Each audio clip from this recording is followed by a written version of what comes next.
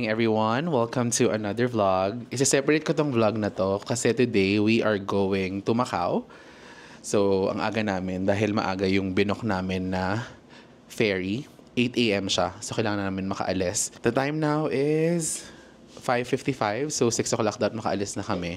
Kasi nga, hahabulin namin yung 8 AM. Sayang yun kasi nabook namin siya for free.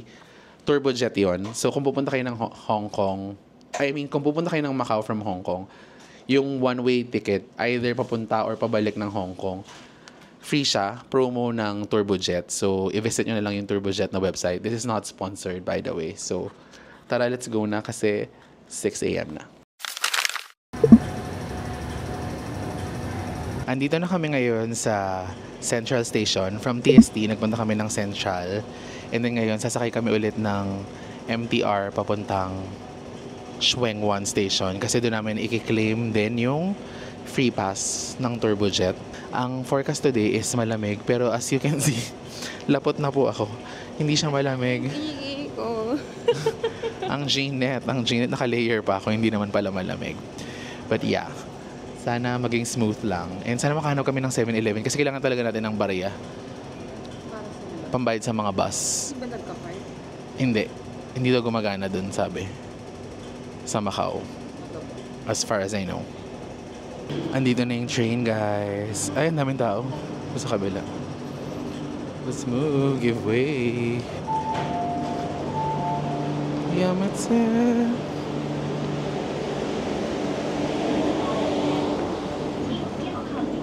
Isang station lang.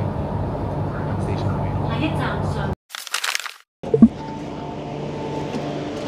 So, ayun guys, from Central, isang station lang siya to Shuang Wan. So, ngayon, hanapin natin ay Exit D. Exit D. Kasi, nandun yung ticketing area. Bababa tayo. Hindi, bababa yata tayo from... Parang mall to eh. Itong babasukan natin.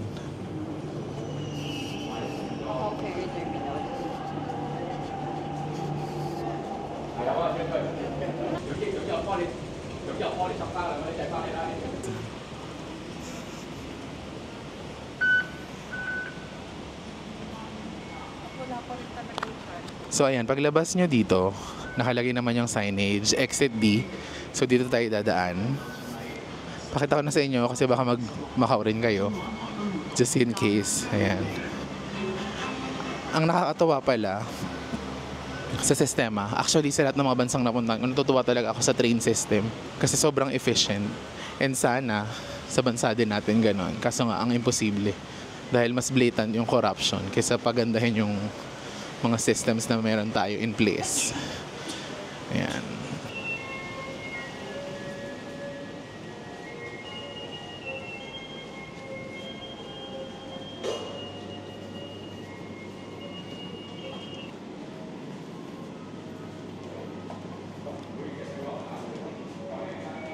So ngayon, papasok na tayo sa Shun Tak Center. Yes, sa Shun Tak Center yung ticketing office for the ferry. Ayan, hindi kami naligaw guys. Nakarating kami ng Wasto. So, ayan na. Ito yung Turbojet. Since meron pa kaming time, may 1 hour pa kami bago mag-board papuntang Macau, nagbe-breakfast muna kami ngayon dito sa McDonald's. So, yung in-order ko is yung meal nila na McGriddle. So, may hash brown na nakasama and then, eto. So, na-charge ako sa GoTime ko ng mga 306 pesos.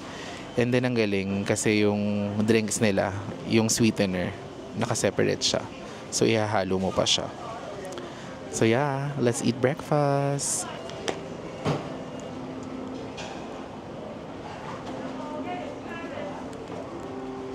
Yung struggle lang pala dito sa Hong Kong. Pagka nagda-dine-in ka, parang magiging best friend mo na yung mga katabi mo. Parang hindi uso dito yung mag-solo ka ng table, no? Unless sobrang big group, no? Parang sharing yung table dito. Super close. Lalo nakahapon sa Dim Dim Sum. Maging best. Koreano sila. Koreano yun, no? Mga Koreano. Parang maging bestie ko na sila sa sobrang dikit.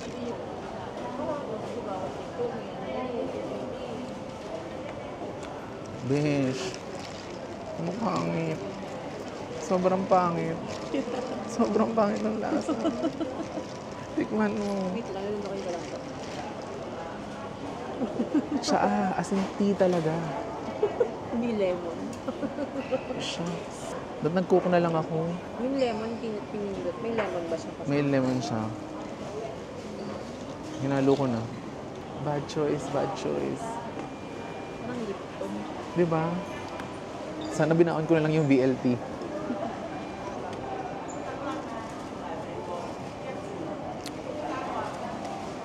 Ang weird ng lasa niya. Hindi lalagaya sa atin. Puro ano. Puro na-stop.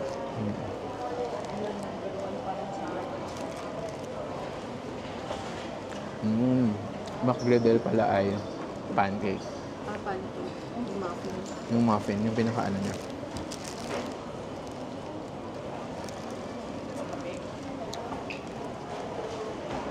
Kape, gusto mo tignan? Wala.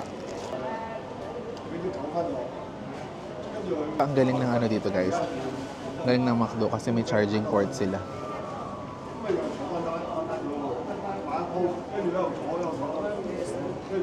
Share ko lang, pero hindi ko rin yan magagamit kasi type C ako.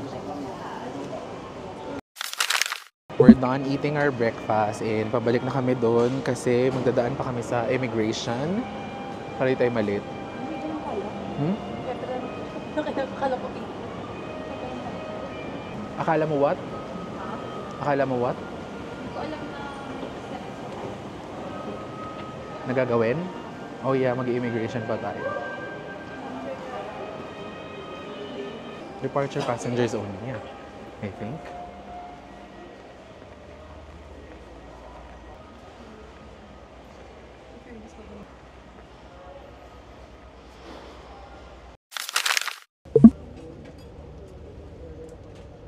Nandito na kami sa ferry, guys, and napaaga kami.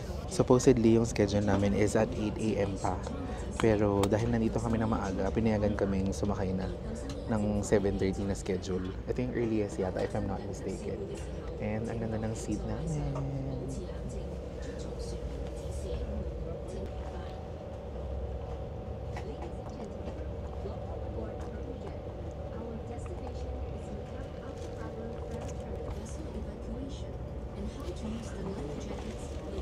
Dito na. So today, I'm with my mom. Hi, I'm with Sadie. Ang munting prinsipy. 40 minutes na doon. 45. Besh, medyo kinakabahan ako.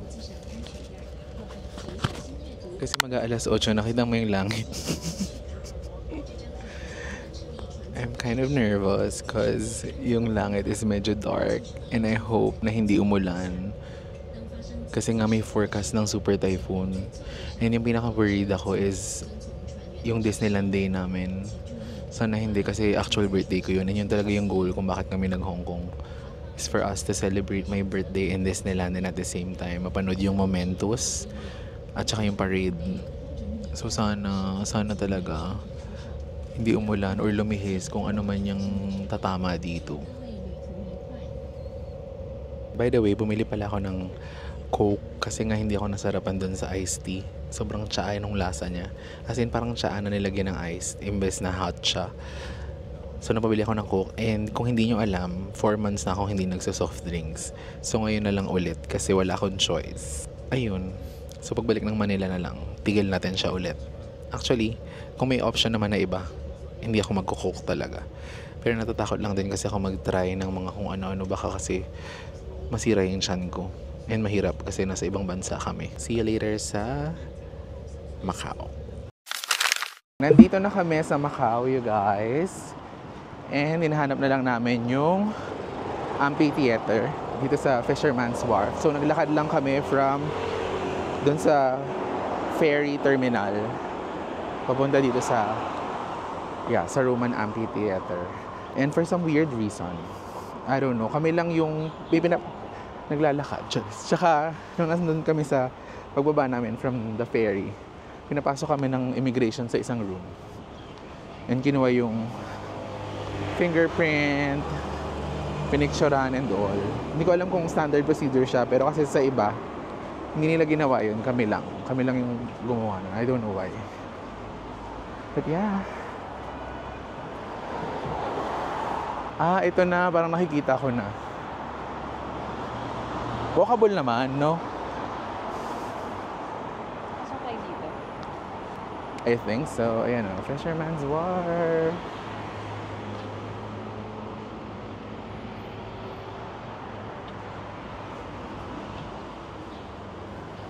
Doon siya, ayun o, yung right side. May entrance ba yun? No, it's for free.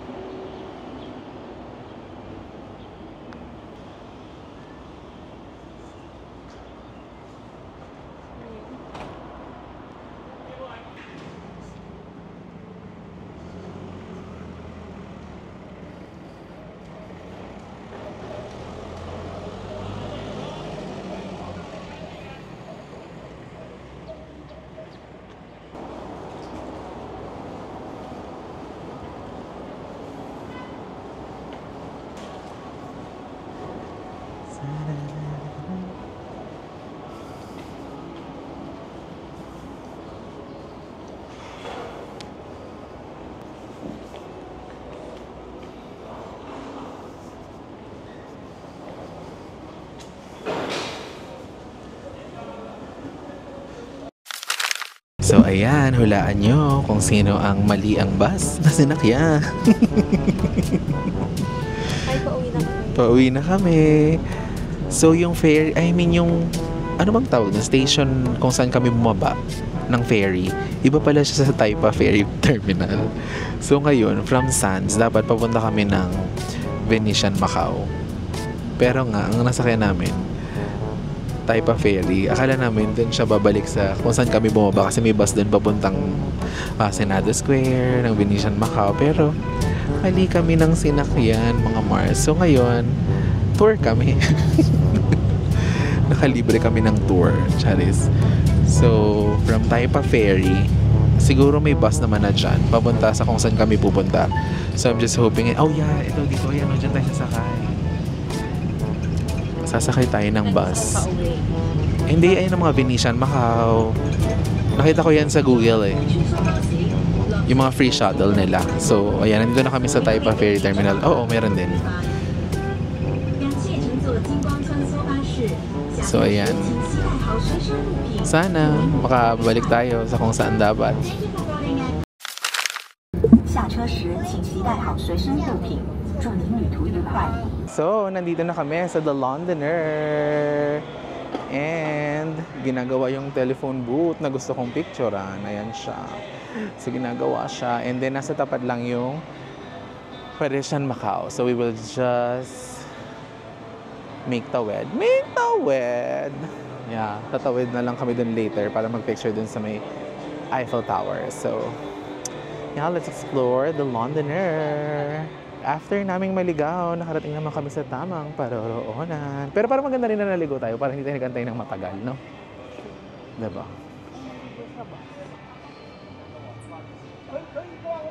Marami palang mga red telephone booth. Di lang naman pala yun. Ayun, meron pa dun.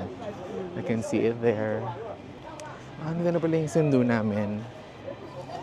There. Is that... Anong car brand to? What? Birdie. Yan pala si Dad. Si Dad kasi sabi ko mamaya na kami sunduin eh. Yan, sinundo pa rin niya kami as early as na. Is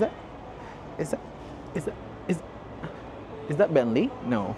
Rolls Royce. Oh, tari, nakakita na tayo niyan. Wala sa atin yan eh. Grabe, sobrang ganda dito guys. So perfect. I love it. I love it here.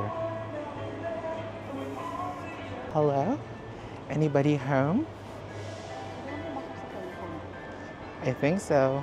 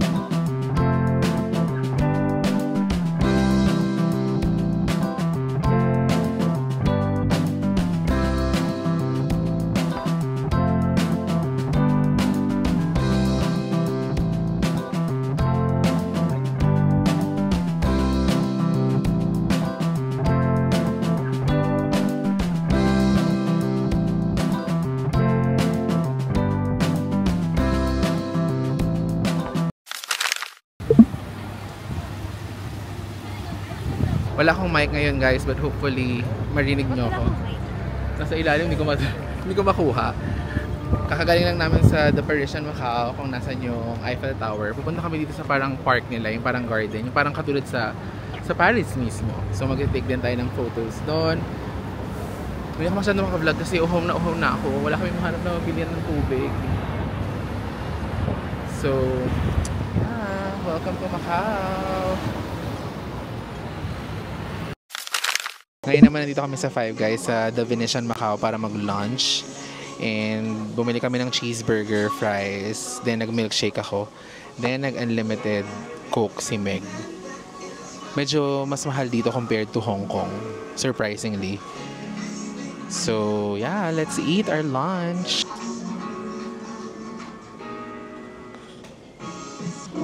Giving. May whipped cream. Meron.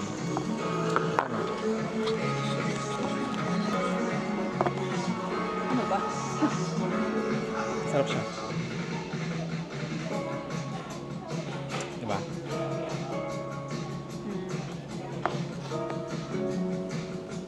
Hindi matamis. Pero 65. Kanina. Pati wala lang ako kay Lord.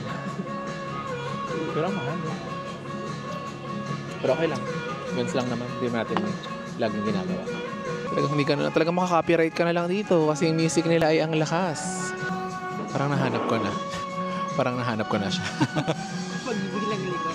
Oo. Biglang liko na hanap. Sarap mo. Yung naka-facing sa'yo Diba?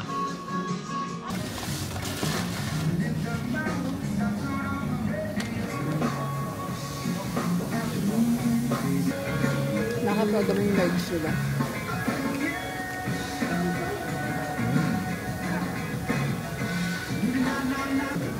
Naisip ko lang sa price niya. Yung mga kinakain natin sa Italianis,